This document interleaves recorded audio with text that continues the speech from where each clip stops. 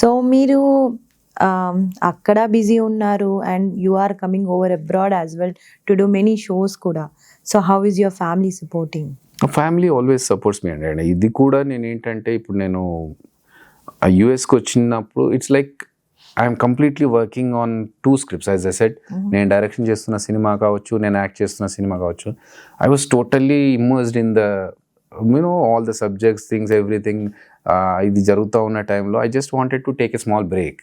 So this is a kind of rejuvenating thing for me to come to US. కొంచెం నాకు okay, I'm out of that కొంచెం block నుంచి బయటకు వచ్చేసి కొంచెం రిలాక్స్ అయ్యి, అలాగే రొటీన్ నుంచి బయటకు వచ్చేసి అండ్ ఇక్కడ ఉన్న వాళ్ళకి కూడా నేను ప్రమోట్ చేసుకోగలుగుతున్నాను నా సినిమా గురించి, like with you now to the audience of S4.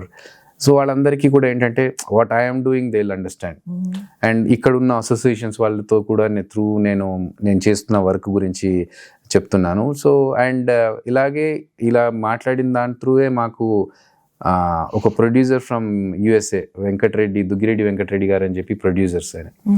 He has produced a movie with me as a lead for devil's chair అని ఒక సినిమా కూడా చేశాను.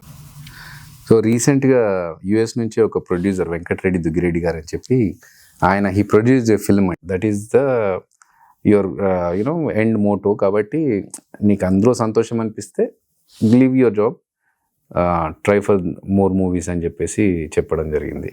So basically US shows are really helping you too. Oh, everything.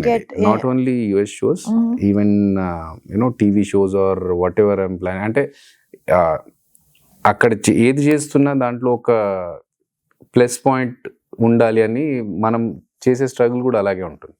ఇప్పుడు యూఎస్కి వచ్చినప్పుడు నేను only event చేసుకొని వెళ్ళిపోతే నేను చేస్తున్న సినిమాల గురించి మీకు తెలియకుండా పోతుంది.